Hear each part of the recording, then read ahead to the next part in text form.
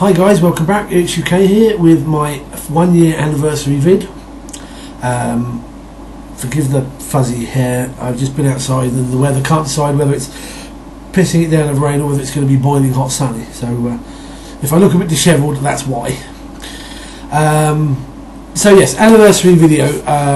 My first video is in fact a year ago tomorrow, the 8th of July.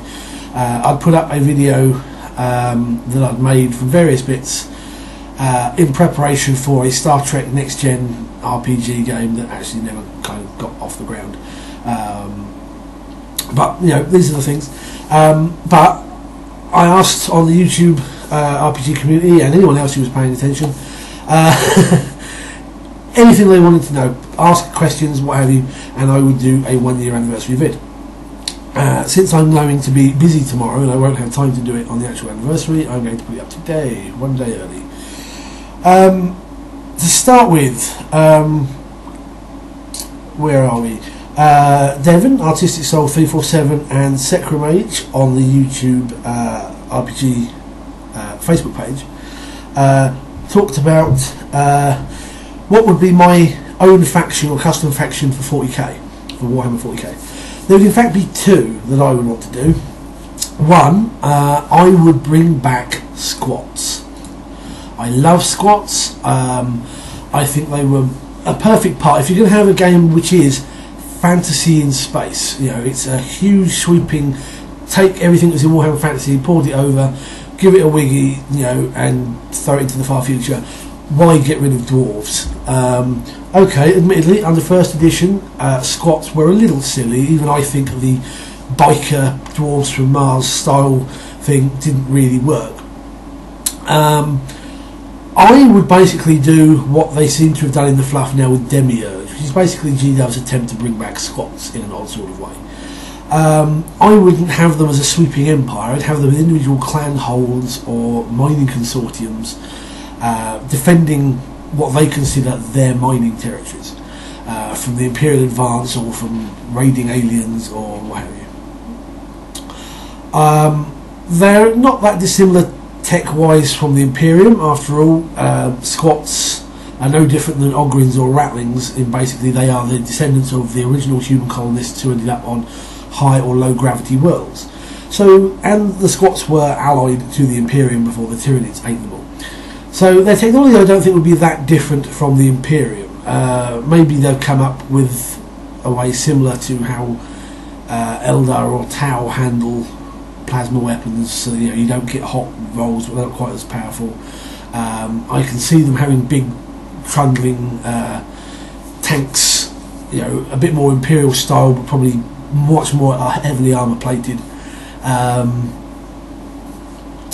Not sure what you would do for fast attack options, because I don't really see them being that. Perhaps that would be mercenaries in some fashion. Interesting. I mean, that's just the initial idea. That's what I would want to do. I would want to bring back squats. I'd have to properly sit down and think about it. I just hope that the rumours about the Tau Codex, when it comes out next year, hopefully next year, fingers crossed, that the rumours that you'll be able to play Demiurge as an army self-contained part of the Tau Empire are true, because that would just make my day and make me a very happy bunny. The other race that I would do, I would bring back the Slann. The Slann were originally the old ones who fought the Necrons and created the Eldar and the Orc. Over time, GW have kind of screwed that up a little bit, and they've just decided that the Slann were just more creations of the old ones. I don't know why they did that. You know, just leave it as is. But basically, the Slann were like, yeah, the same as they are in fantasy. They're big frog people. They were just more powerful, psychic. And Rogue Trader First Edition actually had a handful of models for them. They weren't great, to be fair, but you could actually get blisters of metal Slann soldiers, basically.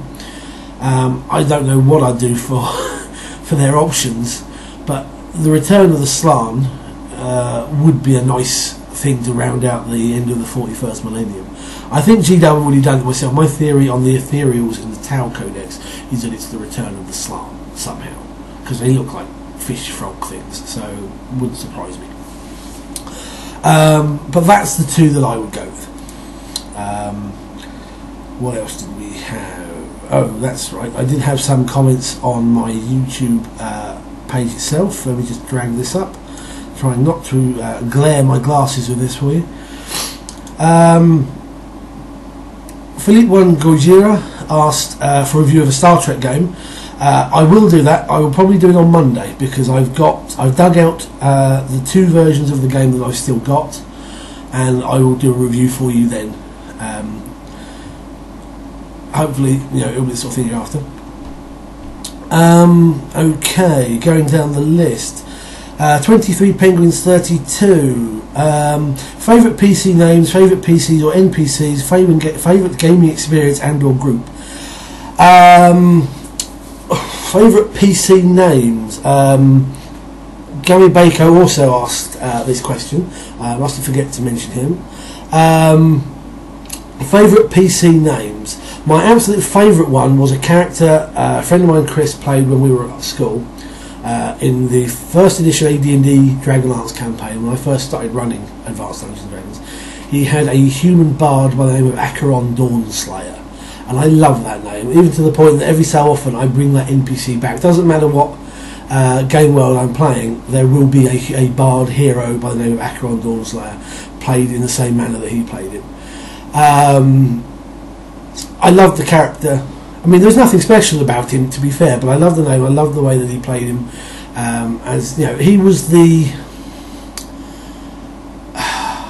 He was the proper sort of bard. He liked his beer, he liked his women, he liked his song.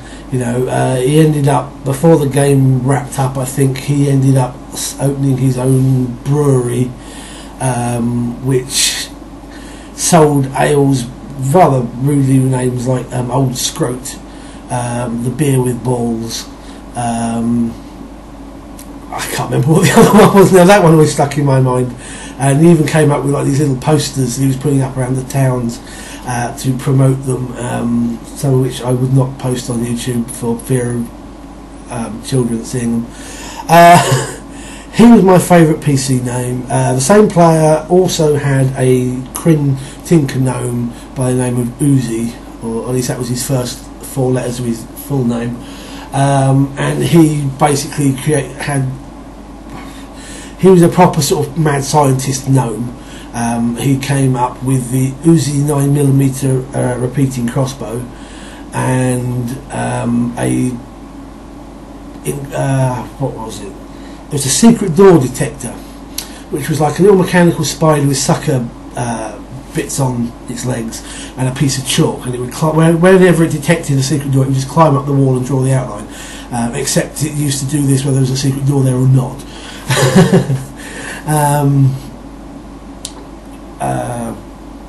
Favourite NPCs. I mean, there have been lots of favourite PCs because people have always come up with random ideas. Going back to the names one, I'll mention this because it's suddenly just come back to me. We did a couple. This is probably mid-90s. We did a couple of campaigns that were a lot more light-hearted than we normally did.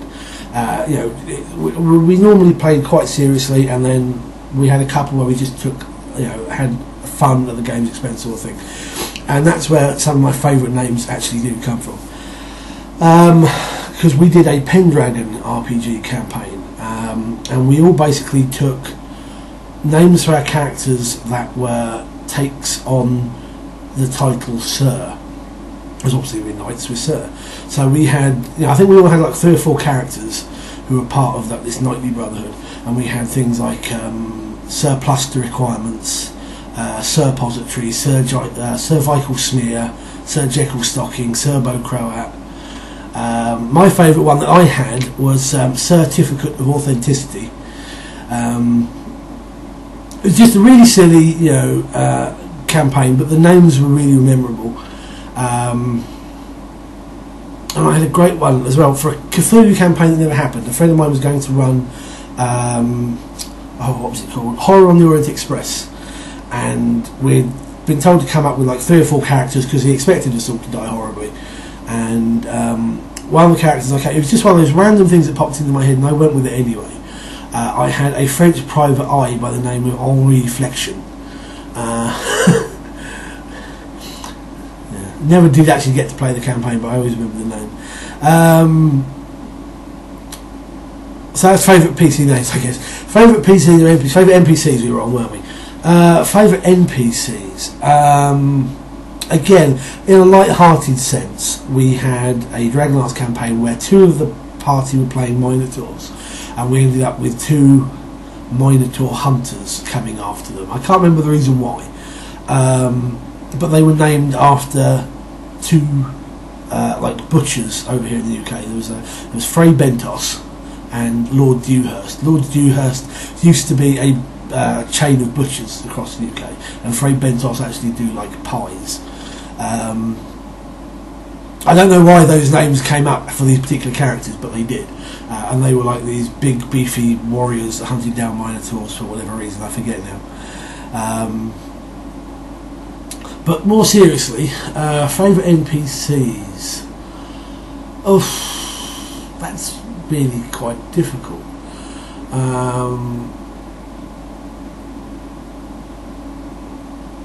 Don't know, because I think it's player characters I tend to focus on when I think of favourite characters. Maybe at some point I should come back and do a vid on NPCs, have a think of who we used to have and so on. Favourite gaming experience? There have been quite a few of these, I've got to be honest. Had one, going back about 6-7 years now. Dragon Magazine did an article about how to include a Githyanki invasion into your campaign setting. And at the time I was running Dragonlance, and one of the things I always hated with Dragonlance was when they basically screwed it over and did the saga system with the dragon overlords and then the War of Souls, and it was like you've just taken a really good setting and you just screwed it. So I chose not to go with that.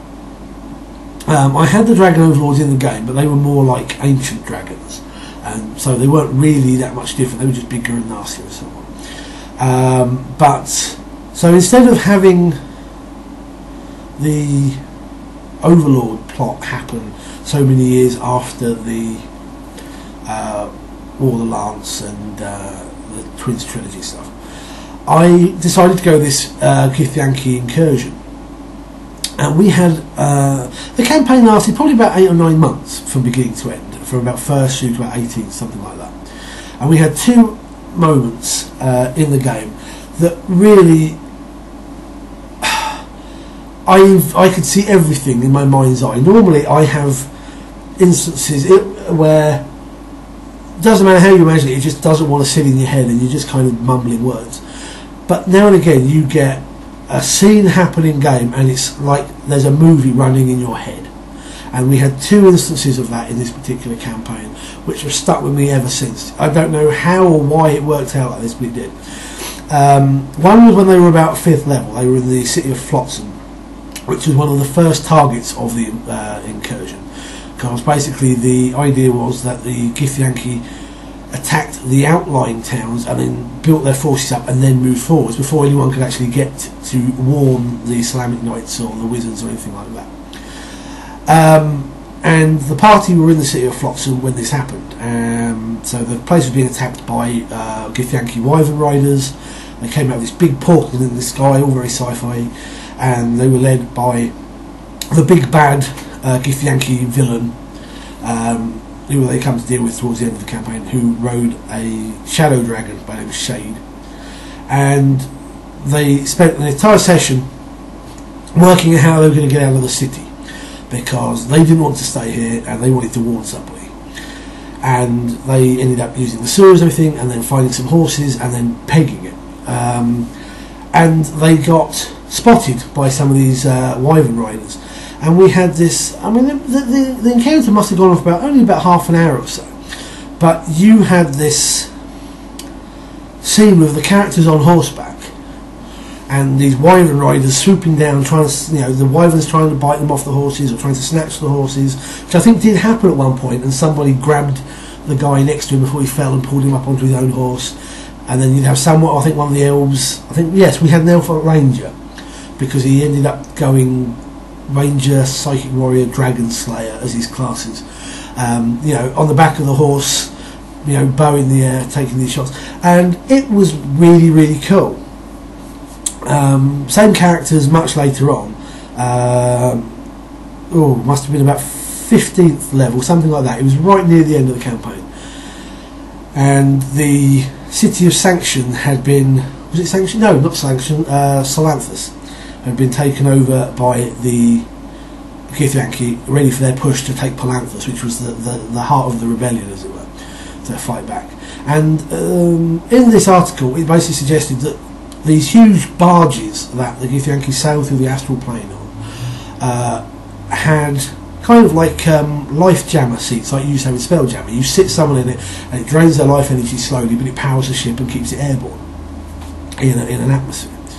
And so basically that's what these Githyanki were doing. They had these huge barges, which I kind of imagined as being something like much bigger, much more armoured versions of Jabba's sail barge from Return of the Jedi. These things were huge. These were hundreds of, thousands of feet in length, and there were like 4 or 5 of them floating about in the air above Salanthus.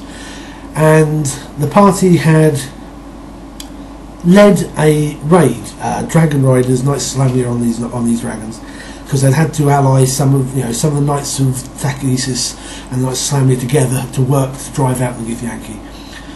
And they managed to drop themselves onto one of these barges, and they worked out that it was these people who were basically dead anyway. There was no way they could save them, who were powering the ship. And while the party jumped overboard, they leaped off the side of one of them to land on another barge. One of the characters basically set this barge on a collision course with another one, and we had this scene beautifully role played, and it was just one of the things where the descriptive just flew, and he basically rammed this huge barge into the side of another one, the two flying apart, and then literally this character riding this huge 1,000-foot long barge through this massive wreckage and other barges to slam it into the fields outside the city. He did actually walk away from it, surprisingly. Not in a very good way, but he did manage to walk away with it. And that, I think, is probably my favourite gaming experience. Those two scenes in that one game were absolutely awesome. And even now, I can still imagine exactly how I saw it in my head at the time. Phenomenal. My favourite gaming group. Oh dear. I should be careful on this one because I know some of my different players watch these vids.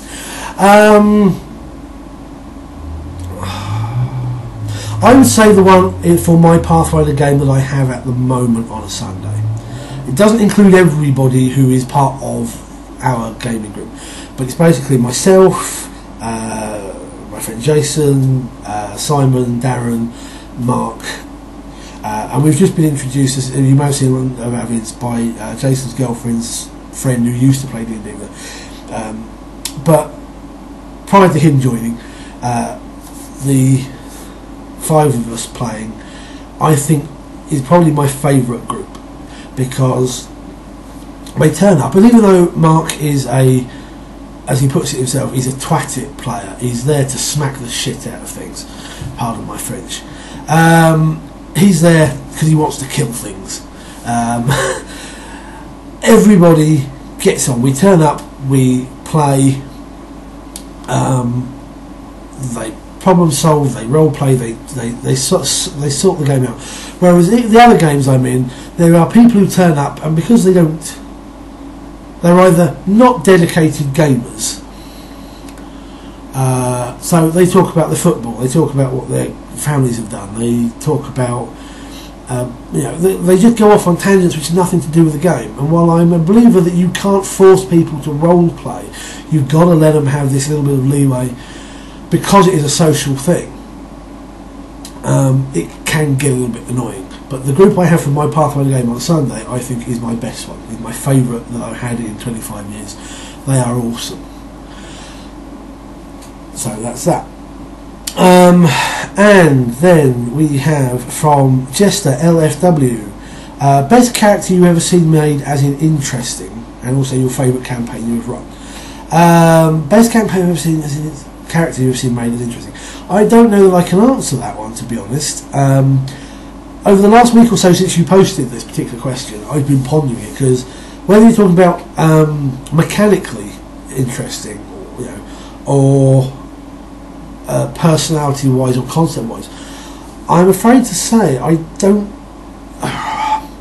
It's difficult to answer, because I don't think any of my players have ever come up with something that I would class as particularly original or interesting.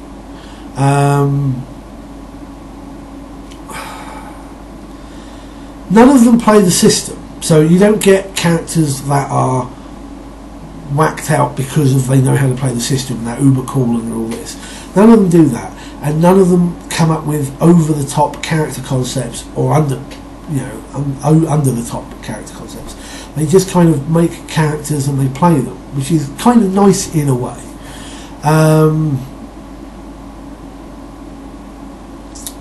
So I don't know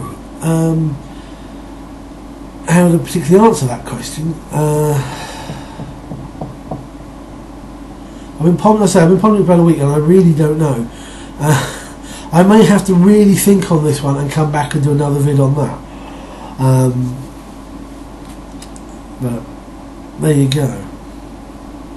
So sorry I can't particularly answer that question. I'll keep thinking and I will come back to it, I promise. And that's it. I thank you very much both for watching this, because I know I've droned on now for like over 20 minutes. I want to thank you all, for those of you who have subscribed over the last year, all those who have commented.